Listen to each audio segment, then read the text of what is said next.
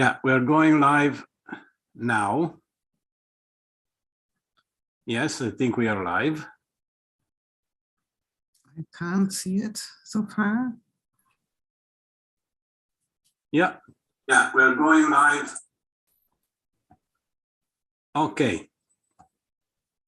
Are we live? I cannot see it on my iPad. Yes, we're live. Yes. You can go. Yeah. The floor is yours. Yeah, okay, thank you. Hello, I warmly welcome you to our 16th webinar by the Academy of Space Renaissance International. My name is Sabine Heinz and I'm the person responsible for our webinar series. And on this 4th of April, I'm really delighted that you have come to join us. Actually, for today, we had planned Daniela De Paulis to speak about her work, but in art, sometimes it is like in science, you plan properly a project, but then work is not going like expected, or the results are not the expected ones, and you have to start from scratch. Or you have to change the way to reach the goal, or it simply takes longer time to finish the project. So I decided that I will talk about why art in space today. And I also would like to welcome Adriano Autino. He is one of our vice presidents and the former president of SRI and one of the founders of SRI. Welcome, Adriano. Thank you, Sabine. Okay, I will start. So this night you are both the conductor and the speaker. Yes. Excellent. Excellent. I will start sharing my screen now. So I hope I have the right presentation. Start. Yeah, I have full screen. No. Okay, to my person, because normally I introduce the speakers, I will do it by myself today. I live and work as a partially freelance artist in Berlin.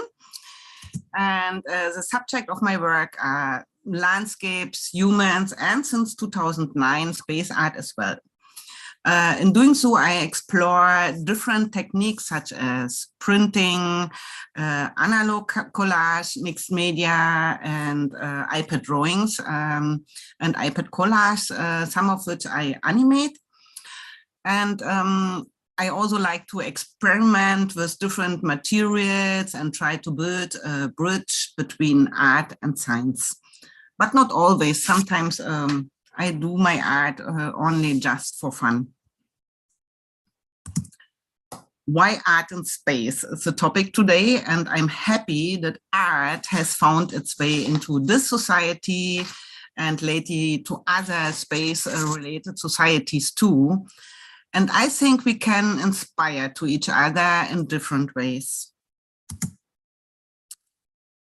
Because if you think artists are useless, try to spend your quarantine without music, books, poems, movies, paintings, and games.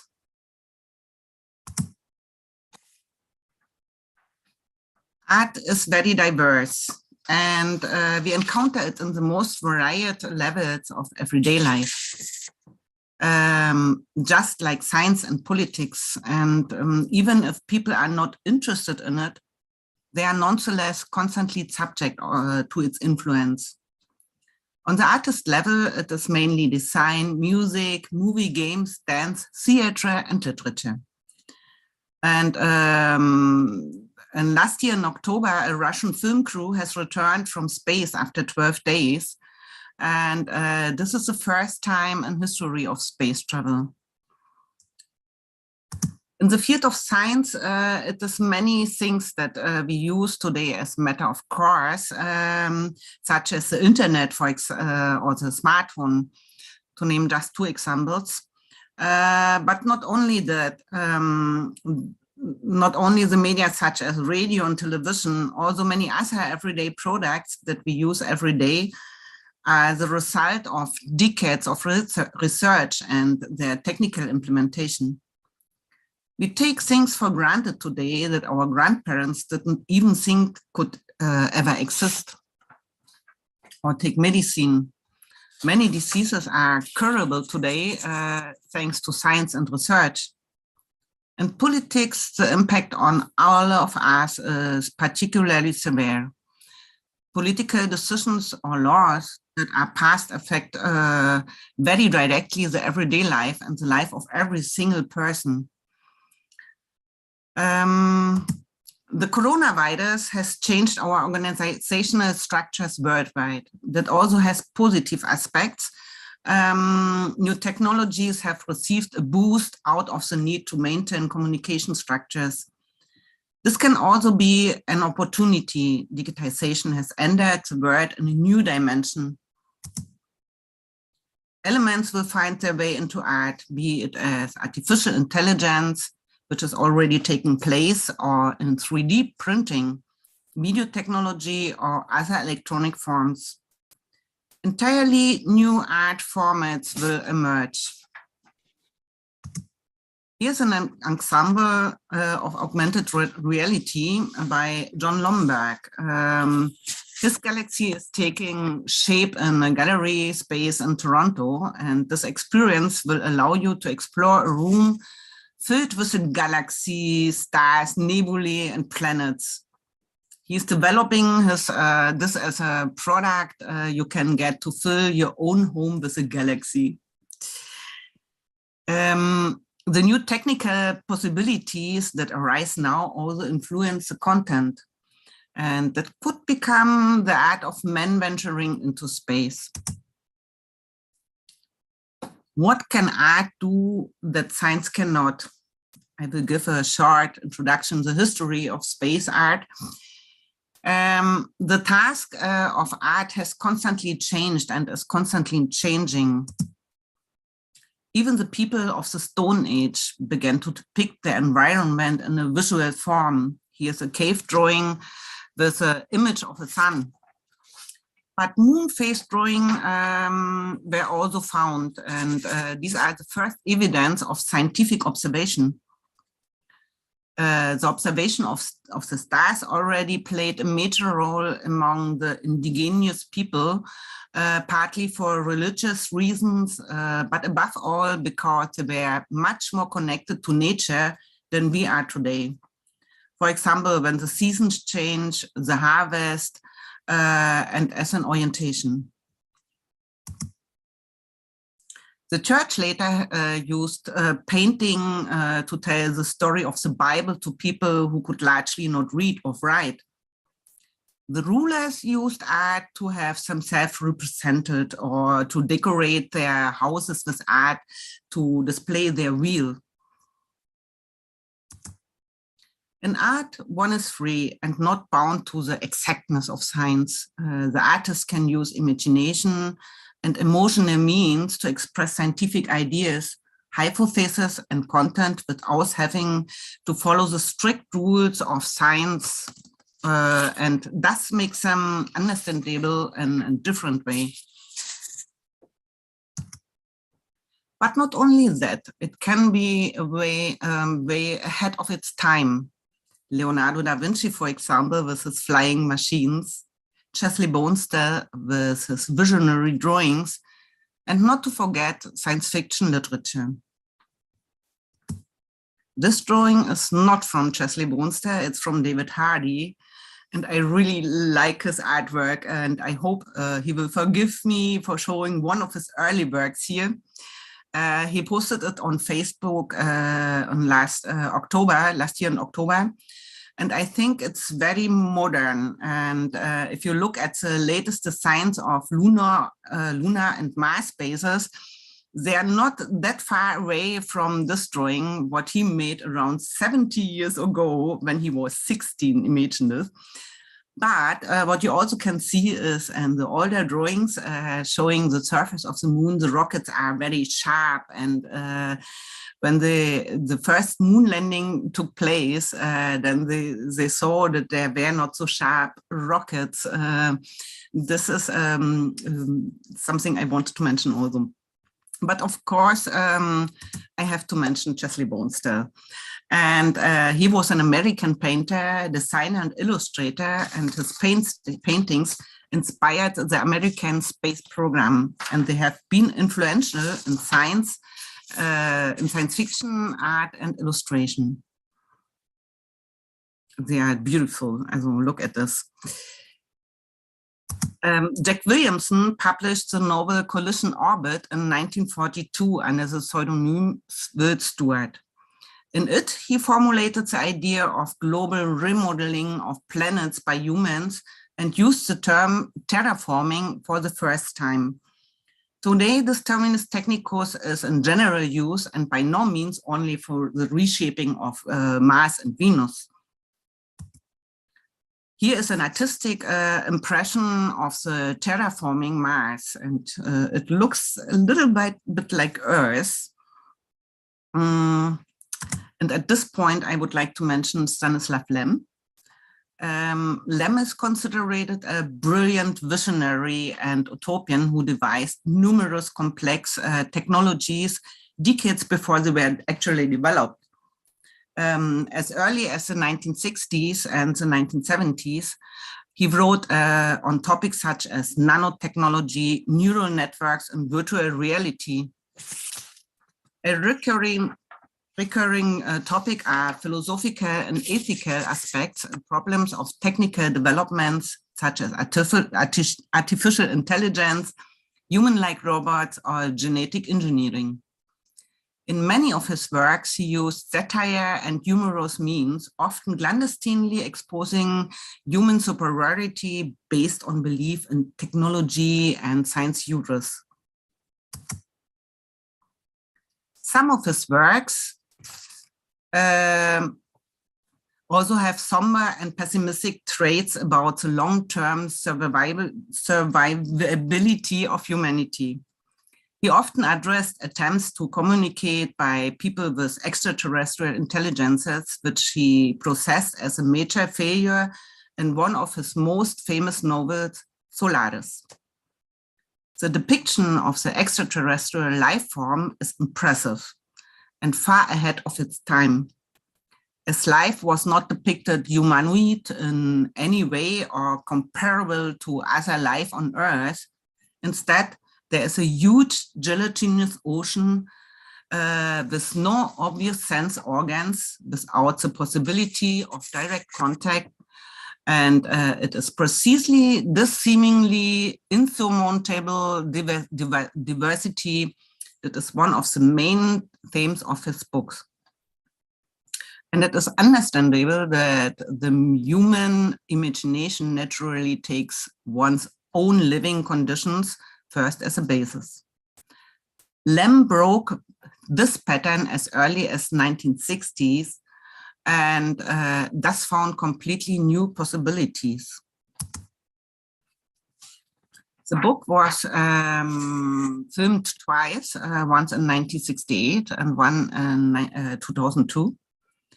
And in the 2000s, the multifaceted Lem became a critic of the internet and the information society, some of which he has predicted. And because this turned users into information nomads who would only hop incoherently from stimulus to stimulus. The general increase in technical performance is paradoxically associated with a decline in people's imagination and intelligence, he says. Another example for the visionary power of artistic vision is given to us by Galileo Galilei, with his drawings of the moon in Sidereus Nuncius. Since he had an artistic training, he was able to recognize that the shadings on the surface of the moon were mountains and valleys. He perceived the contrast between light and dark as it were three-dimensional. Here it was a fortunate coincidence that the scientific genius was joined by artistic education and talent. This contrasts with drawings by Schiaparelli, who saw, he saw canals in the surface structures of Mars. And this has long been considered the official theory and fueled the idea of life on Mars. Flammarion, Camille Flammarion, also shows an illustration with the canals in his book Himmelskunde für das Volk. You can see here the canals, beautiful drawing. And while his own observations do not show any kid canals, as shown here in these pictures, also from the book Himmelskunde für das Volk. And not to forget Johannes Kepler. He is a key figure in the 17th century scientific revolution, best known for his laws of planetary motion. And he was probably the first science fiction author with his Somnium and his description from the trip to the moon. The following pictures are a result of the art challenge of the Art Imaginarium hosted by SETI Institute on Kepler's Somnium. And are pictures made by myself, my artwork, and Kepler. And in this picture you see Kepler and his mother travel to the moon on a kind of ray of light. This is what I imagined here in this. And here you can see the ghost accompany Kepler and his mother on their way to the moon.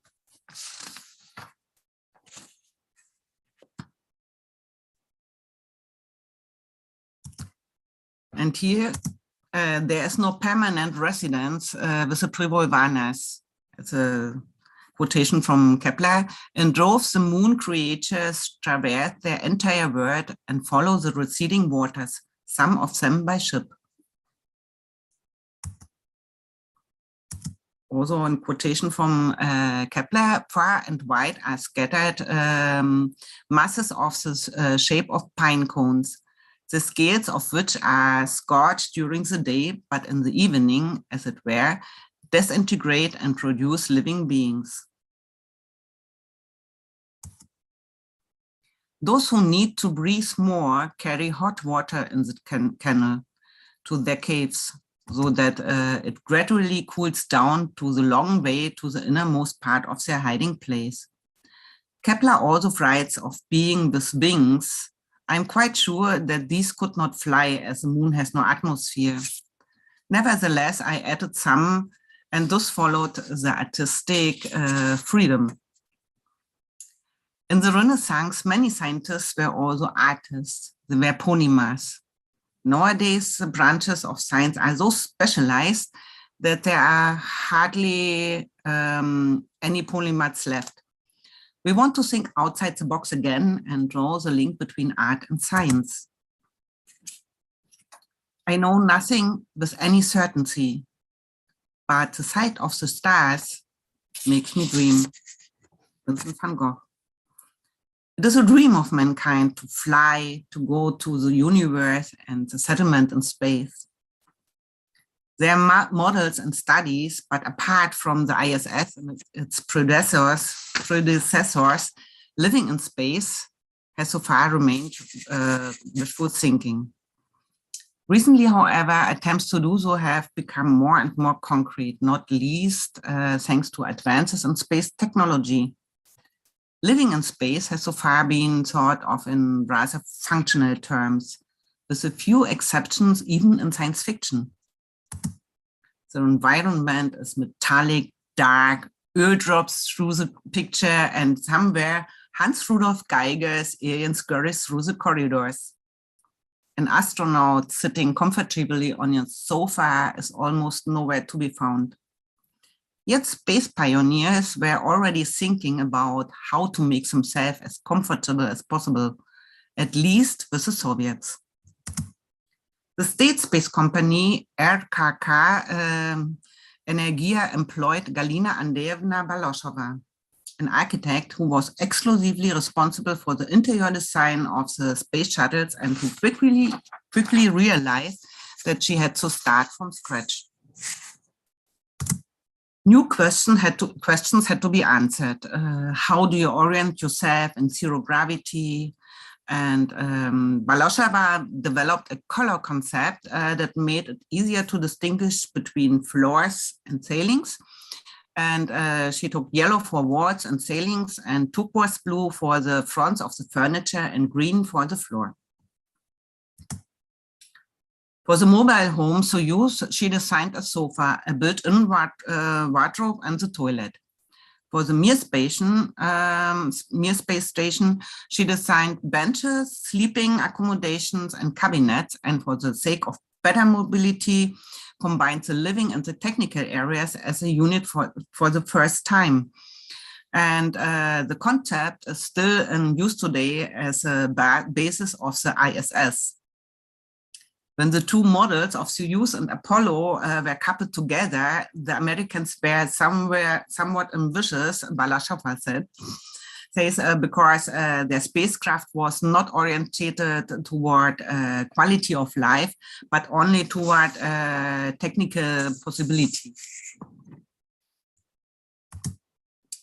When we think about the settlement in space, it will be the case that people will leave one day the Earth behind forever.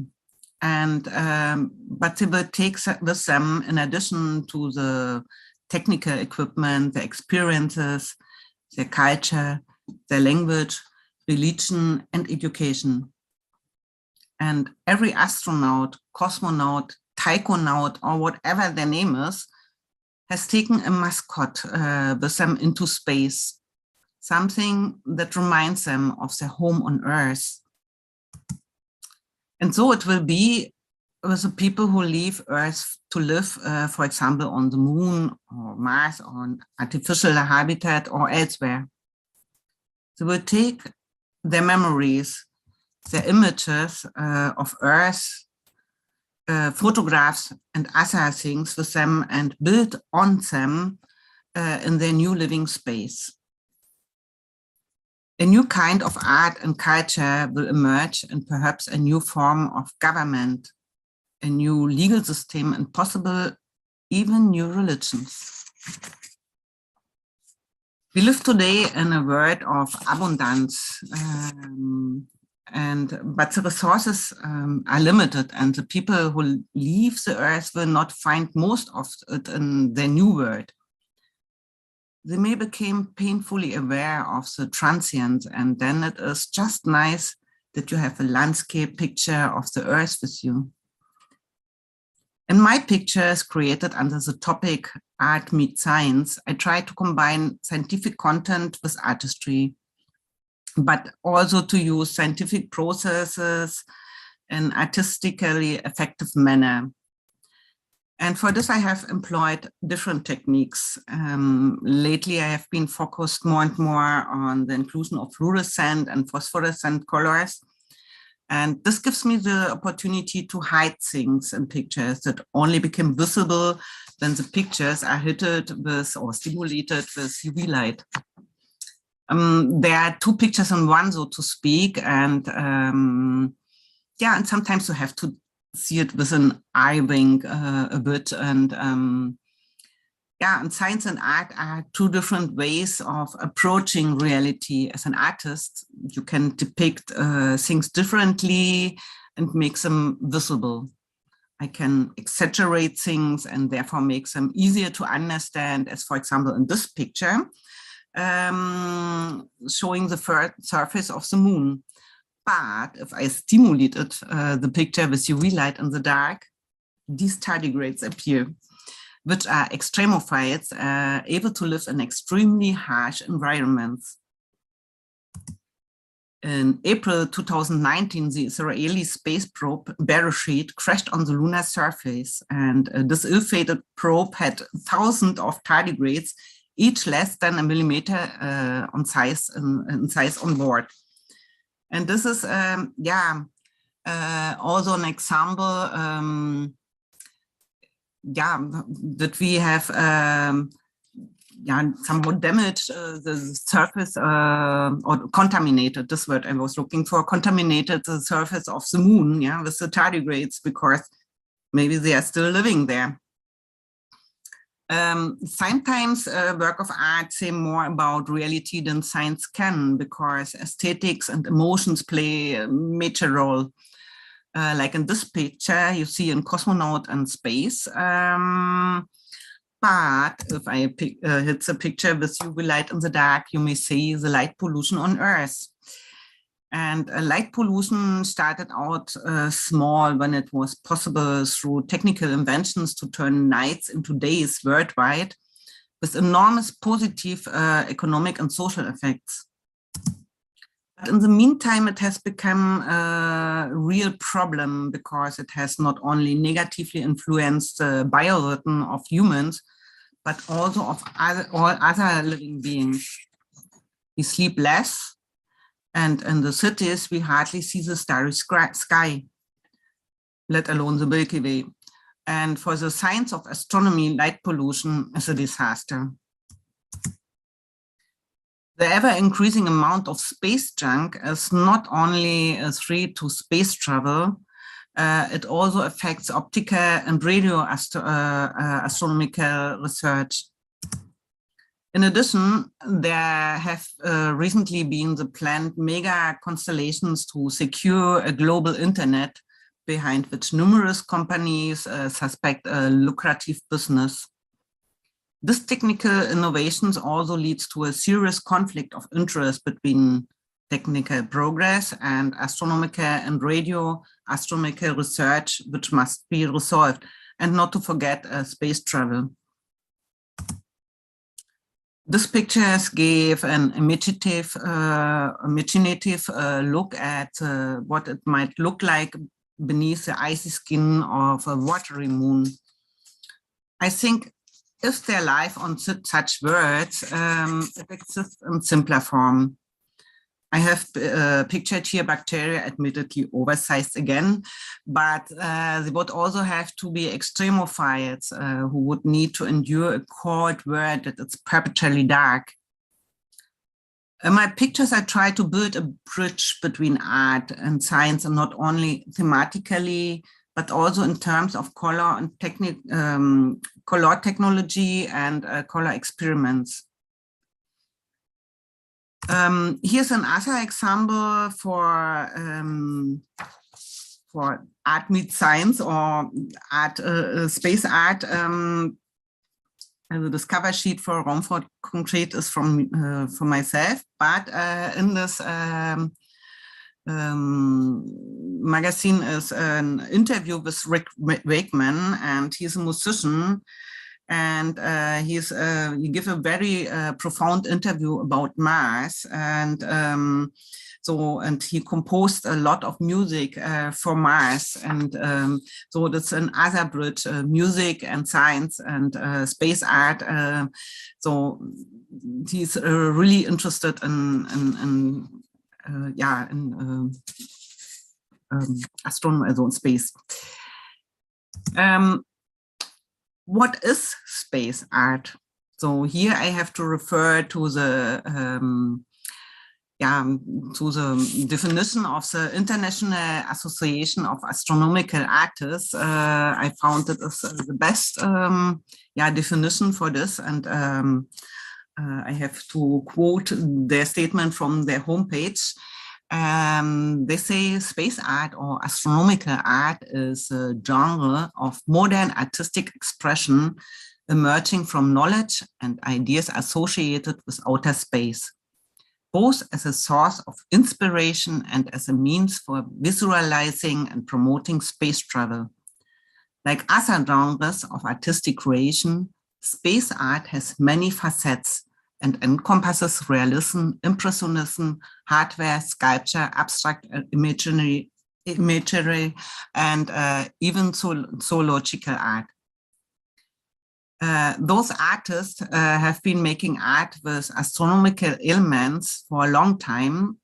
the genre of space art itself is still in its infancy. And having begun only when humanity gained the ability to look off our world and artistically depicted what we see out there. Whatever the stylish path, the artist is generally attempting to communicate ideas somehow related to space, often including an appreciation of the infinite variety, wonder, and vastness of the universe which surrounds us. Nice. And there are several subgenres of space art, and also described by the IAAA or IAAA.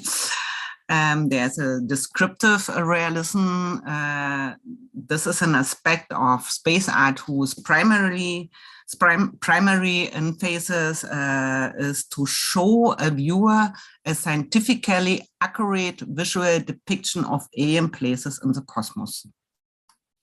Cosmic Impressionism is like works done in the Impressionist era. Space art works in the Cosmic Impressionism style use color and form to give a viewer the artist's impression of the image subject matter without trying to be technically accurate or highly detailed or adhering to known scientific principles. And despite being more loose, the subject matter is still clearly inspired by space. Then we have hardware art. This is usually similar to descriptive realism, but focuses on the detailed depiction of the hardware of spaceships, probes, and equipment being used in a space setting. Then we have space sculpture. Works of space sculpture are more difficult to recognize as such as they are usually more symbolic or abstract in nature, like a rocket shape, stained glass, or window presenting stellar objects, or sculptured work designed specifically for zero gravity display. However, the prime inspiration for three-dimensional works of space art is the same as other styles, space itself. Then we have cosmic zoology, though the question of other life in the universe has yet to be answered. Artists can speculate about it and imagine the possibilities. Cosmic zoology is the depiction of extraterrestrial life in extraterrestrial settings. And then we have astronomical photography. This is a form of extraterrestrial photography, usually via space probes, where photo is deliberately framed to place aesthetic value over scientific value. And the term art in space describes another genre or artistic creation that uses the conditions and environment of space itself as part of its media, such as art created in free fall, zero-G sculpture, orbital plasma gas displays, and similar media. At this point, I would like to name two examples for astronauts or cosmonauts who have dealt with space art or have become space artists.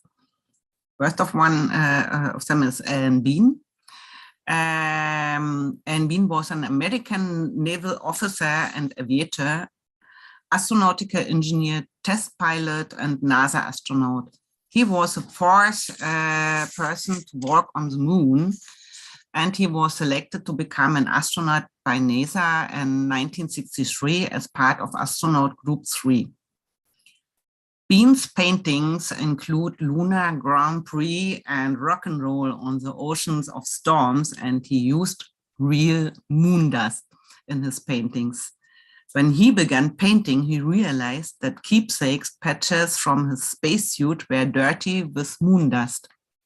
He added teeny pieces of the patches to his paintings, which made them unique. And the other one, here you can see some pictures from Alan Bean, and they are really, really amazing. I like them very much. And the other cosmonaut is Alexei Leonov in cooperation with Andrei Sokolov. And Alexei Leonov was a Soviet and Russian cosmonaut, Air Force Major General, writer, and artist. On 18th of March 1965, he became the first person to conduct a spacewalk, exciting the capsule during the Voskhod 2 mission for 12 minutes and 9 seconds. He was also selected to be the first Soviet person to land on the moon, although the project was cancelled.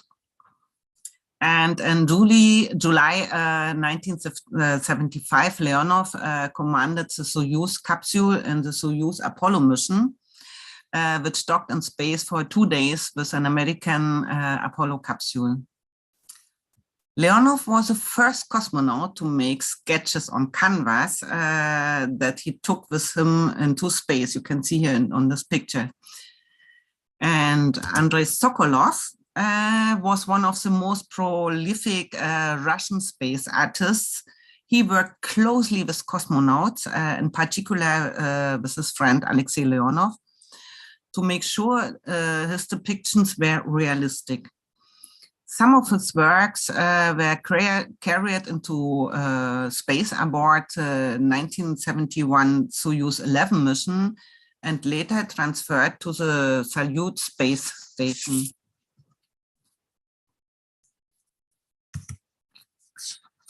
Art and Space Renaissance International. We would like to use our art platform of SRI to present and exchange ourselves artistically on an international level. We would like to enter into a dialogue with scientists and all interested people, develop projects, and cast our ideas and thoughts into artistic content. Our group was founded last summer and still developing and hopefully growing. But there is still, or is already a Space Renaissance Facebook, also Space Renaissance Art Facebook group, and in which we interact. And we already started our webinar series, you can see. And in this, we want to have lively or live conversations to develop ideas and engage in dialogue about them, and most importantly, to listen to each other. We are inviting scientists to give lectures or interview them to better understand their content and illustrate it in our artwork or develop other ideas from it. And Dr. Robert Zubrin, president of the Mars Society, spoke at our webinar series on October 4th. And he stated that art is important for humankind and space settlement, and he sees the future in movies. And I kind of have to agree with him because you can reach a wider audience with films.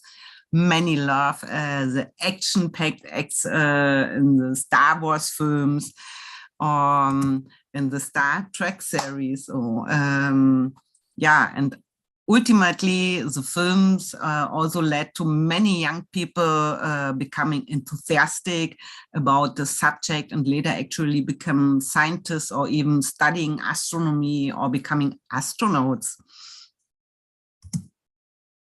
Elysium, for example, another movie, is a 2013 American science fiction film written, produced, and directed by Neil Blomkamp. The film takes place on both a ravaged Earth and a luxurious artificial world. And we are not far away from this, yeah? So the Chinese are want to construct a space habitat, an artificial space habitat on the space hotel. So and the film is called Elysium, and The film itself offers deliberate social commentary that explores political and sociological themes such as immigration, overpopulation, even if we don't like to use this term, but and transhumanism, healthcare, worker exploitation, the justice system, and social class issues. Yeah, this will be all problems, and this is art which has foreseen all these problems, and we will have to deal with these problems. In the past, you could inspire young people differently, like one of our other lecturers, Dr. Szostak, senior astronomer and Institute Fellow of the City Institute. And he says, I think I got interested in space and astronomy in the early 1950s, when Collier's magazine ran a whole series on how we might go into space. And there were fantastic illustration of rockets, moon landings, etc. I don't remember the exact the text particularly, but those illustrations changed my life. And Szostak gave a talk on September 6 at our Space Renaissance Academy webinar series. And it was really nice that he built another bridge between art and science, and we had a lively discussion because many scientists are musicians, I noted, and he was investigating the question whether the aliens will have music. And of course, you are all invited to join our webinar series regularly, subscribe to our channel. And it will take, our webinars take place every first and third Monday at month. And you will find the link on our social media accounts and our webpage. With our Space Renaissance art chapter, exhibitions are also planned. And at the moment, we present our work more on a digital level. But if coronavirus pandemic allows it, at some point we would like, or we could also imagine present exhibitions in different places around the world. For this, we still need comrades in arms and would be happy to find volunteers who would like to contribute. On the SRI art chapter or in the art chapter on our third World Congress in June 2021, we presented artists from various fields, such as conceptual art, dance painting, music, literature, and video art to cover a wide range. You can see here the artists we had as guests. And we also gave 3 art organizations we wanted to work with the opportunity to talk about their work. And some corporations have already started. And we also plan a collaboration with Mars Society and Itacus Committee from the International Aeronautical Federation and other organizations. And we will launch the project at Space Renaissance Art Festival in Berlin. Yeah, this is planned, and we will launch, and this event will take place in July, and we will present the first artworks because we will launch our project. We want to bring art to Mars. And, but not only that, we will have a nice scientific program and space habitat and of course art. The program is still in a raw draft, but we will present it soon. And the festival will be organized together with the Itacus Committee from the ILF and the Stiftung Planetarium Berlin. The Förderverein der Stiftung Planetarium Berlin und der Eisenholz-Sternwarte, Mars Society, Society for Culture and Space, and Raumfahrt. And the art project I'm talking about will be launched at this festival, as I told you, and we will bring art to Mars. And I hope that settlement on Mars and as well of the moon will not be like in this picture on the left-hand side. There's written, the glowing star Mars ruled over the battles in the turmoil of the Thermopylae. the sight of the dying accused him of barbarism. I hope that Mars can unite the nations and successfully build a new world there, and I'm convinced that art will play an important role in this. Art belongs to humanity, and that's why art has to go with mankind when it comes to space. Thank you for your attention. So, and hello, Bernard. So, thank you. Thank you welcome. to follow Yeah. and to see you also virtually now, after we had the chance to see each other in person at the IF committee meetings. It was a great experience. It's very refreshing to see that we exist and we can do things together. But then we continue to do some work, and it was very great to hear your lecture today, and with great ideas, but also beautiful visuals. I'm so amazed at your productivity as well. So all this this artwork that is illustrating your ideas that you have had, and I understand that the pandemic had also a kind of accelerating influence on your artwork. So how did that work, and how can we also benefit from this acceleration of creativity? Yeah, it's true. The pandemic break we all had, and we were dumped to stay at home. But it has given me a boost in my artwork.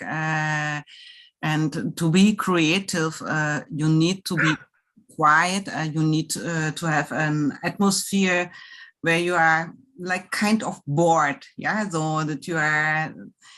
If you are stressed and full with activities, you cannot be creative. If you are covered with work, and you must have this this atmosphere, and it also gives me a boost. I wouldn't be here if coronavirus wouldn't have existed. That's what I said at the beginning. About that this coronavirus has changed our organizational structures, and I would have never ever gone to Facebook or Instagram. My children try to convince me all the time, Mom, you have to do that, and you can present your artwork. And I was always so like this, yeah.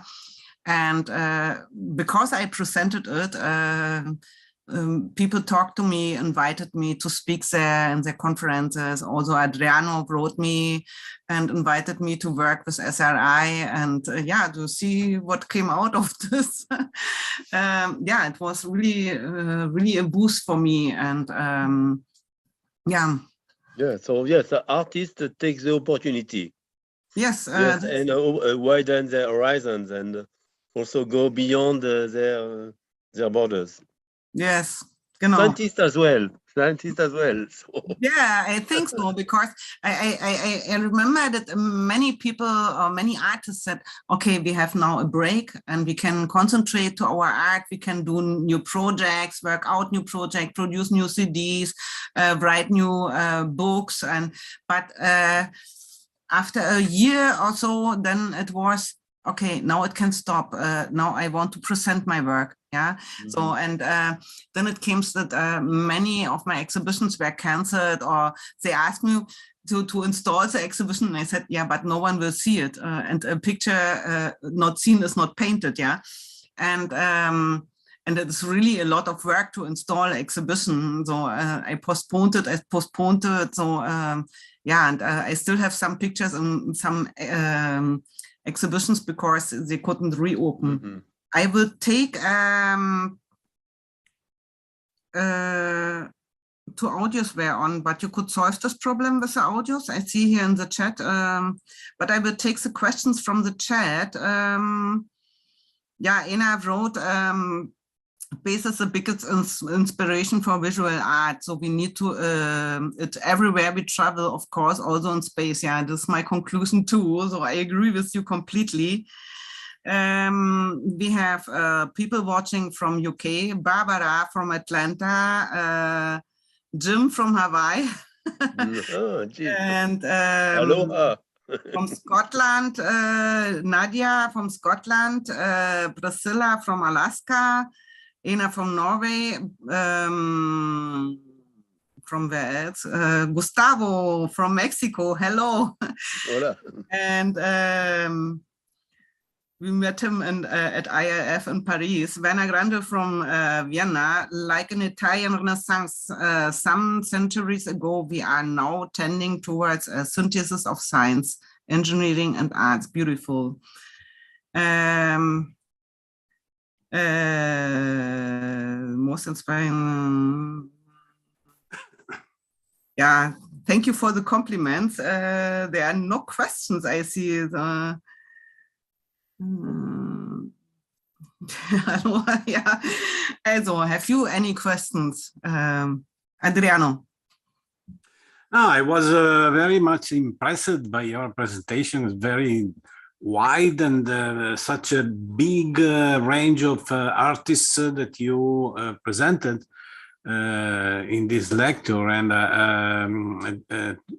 to be honest, I have to make you my compliments, because notwithstanding the time period that you are living, with the change of your home and going to Paris and a lot of things that are coming to your life, you had the time to put together such a big presentation. Of course, yes, I'm very grateful to you for that. And yes, I really hope that we can go ahead building the Space Renaissance art chapter. I think that we are missing a leg so far, that is the music leg. But I think that maybe Bernard and myself could try to work on a lecture on that, because there are many musicians that composed music for space. Now to my mind come Herbie Hancock and maybe Sun Ra and a lot of jazz and also classic musicians like Holst, who wrote a whole symphony called The Planets. And so we could maybe prepare a lecture on the music, on the space music, and giving short clips of each artist. I think it could be a very interesting lecture too. Okay, just an inspiration that came to my mind. Yeah, I have not mentioned so much. I mentioned only Rick Wakeman because I did this cover sheet.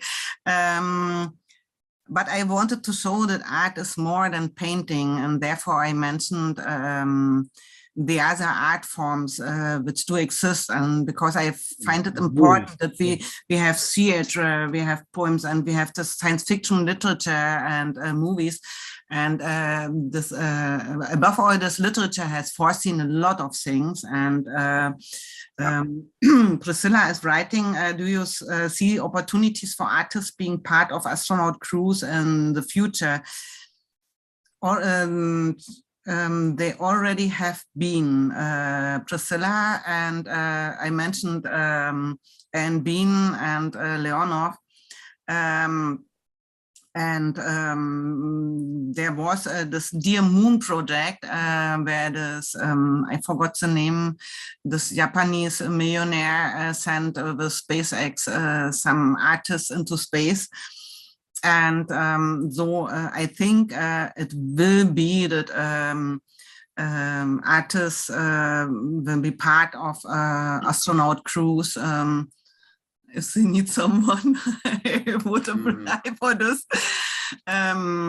Yeah, but art is very diverse, and this I want to show. I like to see the violins in the background. Yeah, art is diverse. We have music, and I think people could not survive without art. And the pandemic has shown what does it mean to be enclosed in a room. And this is a good test, actually a good collective test, because if people go into space to settle on Moon, Mars, or space habitat, it will first be a small group. And they will live under really harsh environments. And as I mentioned several times, if they are on Moon, on Mars, they have to be under the surface, under the regolith soil or whatever. And I think they will need something to entertain themselves. They cannot do only science.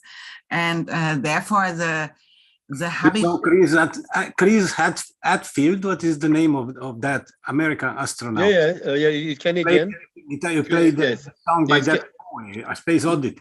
Yeah, he's a Canadian. He's Canadian. And actually about astronaut and art, we have a program where we are training future astronaut, like commercial astronaut. And we have a program where we can simulate living inside a moon base. And actually, this week we are going to start an isolation program. So I have 6 of my collaborators. They will go to the moon for 1 week without a window, and they will learn how to live together in a very confined environment.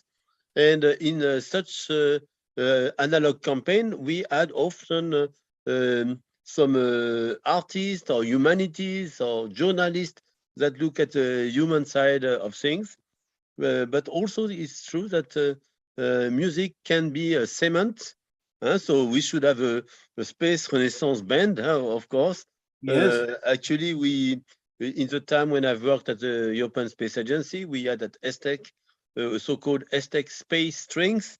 And actually, we are going to rehearse on Thursday at ESTEC for the first time in 2 years. We are going to again rehearse at ESTEC after the pandemic. So things are ending, and I'm trying to convince them to come to the Berlin Festival or Padova Festival to bring a bit of our music.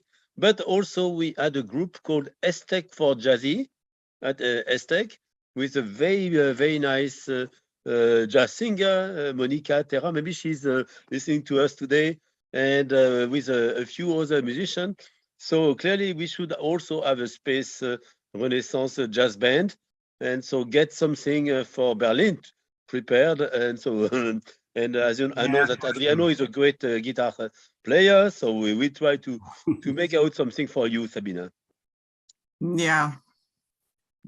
Okay, fine. And so call for volunteers. Yes, for music, if you have some ideas, come and to our Space Renaissance Festival. We also had a good tradition always to have a concert or exhibition. I wanted also to tell a story how we adapted to the pandemic. At one moment, there was not a possibility to have an exhibition where you could invite people inside. So what we did an exhibition and we invited the people outside. So we put the various painting on in a glass house on the house on the windows of a glass house, and the public, they were allowed to see the artwork for our Moon Gallery exhibition. So always we try to find ways. We always respected the regulation. At some time also we had to go with a very limited amount of people at the same time to see our artwork.